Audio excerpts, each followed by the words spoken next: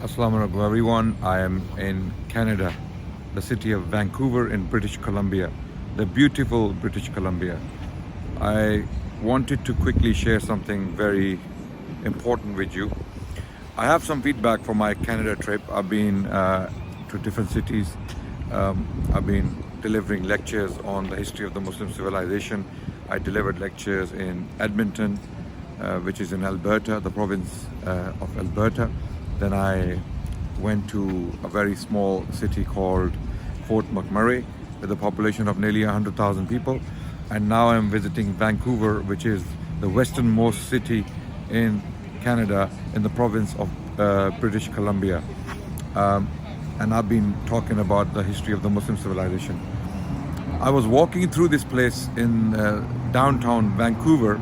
I came across this memorial dedicated to children who were killed or murdered at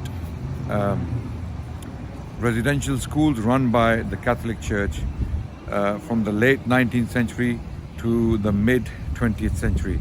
So these schools started somewhere around 1860s, and then the last school was shut down in 1996. These residential schools were established to basically commit a cultural genocide as described by the Commission of Reconciliation, one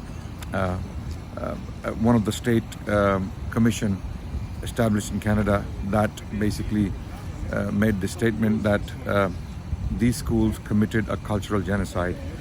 So what was the role of these schools? The role of these schools was to bring children in by force from the Indigenous people called the First Nations in Canada.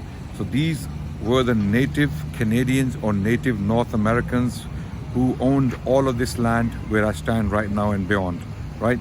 So their children were taken away by force from their parents, and they were put into these schools, and they were not allowed to practice their culture.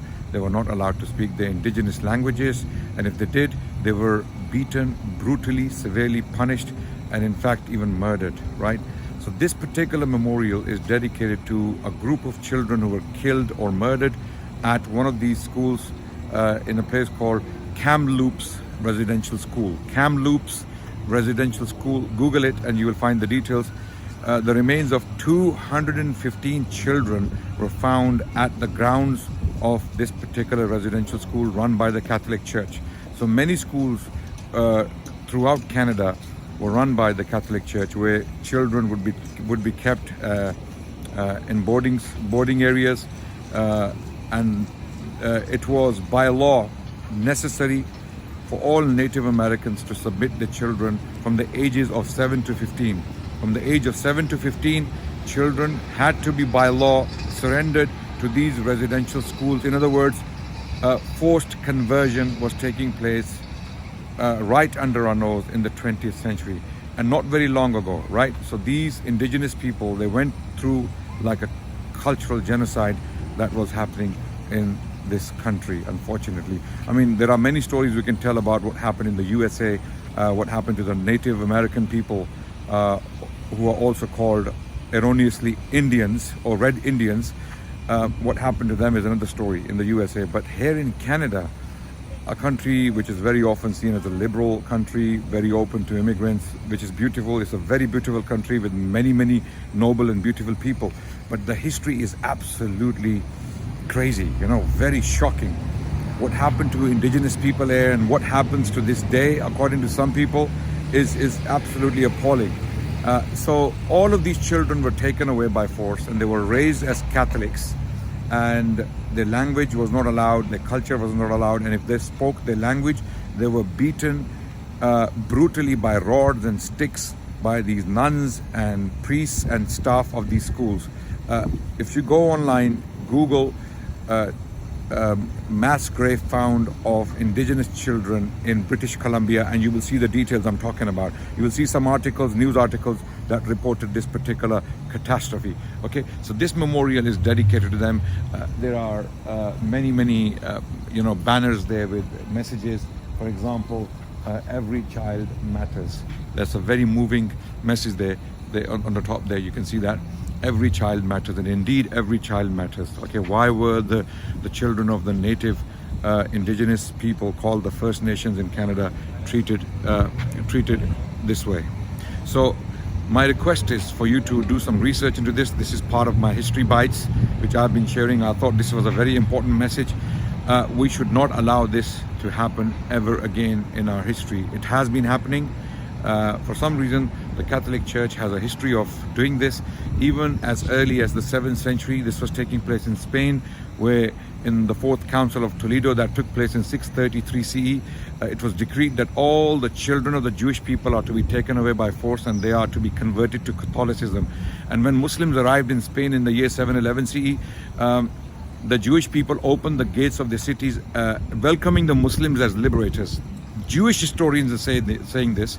Zion Zohar, one of the Jewish historians, he actually stated this in his book, A History of Sephardic and Mizrahi Jewry. This is a message I wanted to share very quickly. This is what happened to the native Indigenous people of Canada, who still suffer to some extent to this day. They have many social problems. They are marginalized in many ways, and they are still discriminated against. It's very sad. The history is absolutely appalling. Mass graves of 215 children found at one school.